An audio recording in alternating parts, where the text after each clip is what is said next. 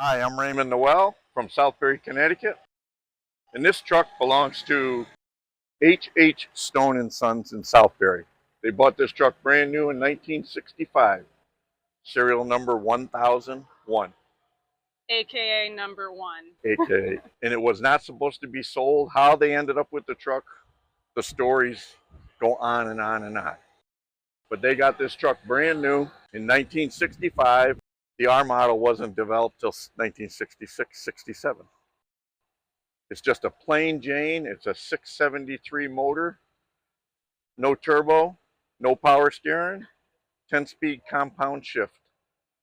And a Let's. lot of guys have learned to drive on this truck over the years. How many miles on it? Or what's a Unknown, good guess? million probably. Did it work? This truck started out on a milk tanker for 2 years, and then they upgraded and bought a new 67R model that had power steering, a turbo, and a 12-speed, I believe. So if this wasn't meant to be sold, was it a display for a... Supposedly, the story we got, the cab was put on a B-61 frame to go out throughout New England and display the R model cab because the engine that they were going to use was not perfected at this time. And how it ended up in Waterbury, Mack, and they brought it down to Mr. Stone to look at, and somehow he purchased it that day, and it's been here ever since. I'm quite sure it's had a couple motor jobs, transmissions. Has it ever been out? Out and at a show? No, this is the first show you'll ever see it, and it might be the last show. If I'm retired next year, I might try to get it. If it's still with the owner, I'm going to try to bring it to Macungie next year. A lot of the items on this truck will never be found again. I believe the front emblem on the hood is what everybody talks about. I can barely step in here. That is a tall step. We still have the original reflectors that came with the truck, road reflectors. But it's been a good trusty truck. We moved equipment with it. We have a 20-ton trailer that we used to move dozers and excavators with. And the Stone family also owned a hardware store, which we delivered a lot of grain. Actually, I used to go to Long Island once a month with this truck with 20 tons of grain.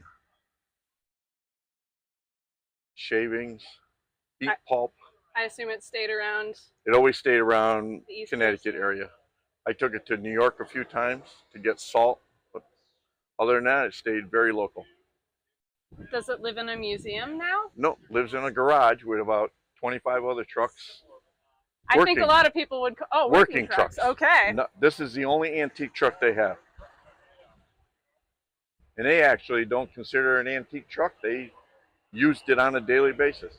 This is the first year they took the registration off the truck. That's quite the air intake here. Yep. And for all those big Mack guys, the dog does have the long ears. So you could lose your wedding ring on it as well. As long as you still have your finger. I will display this big motor.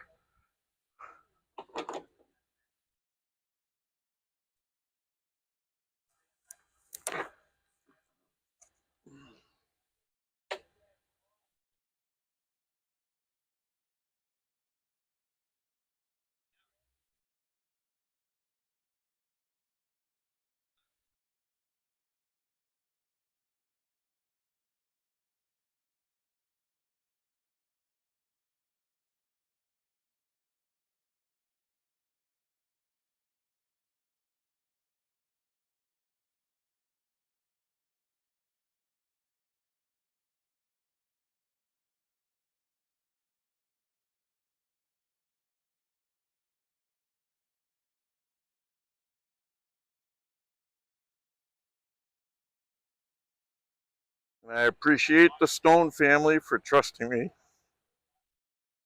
And for finally letting you convince them. Let me take it.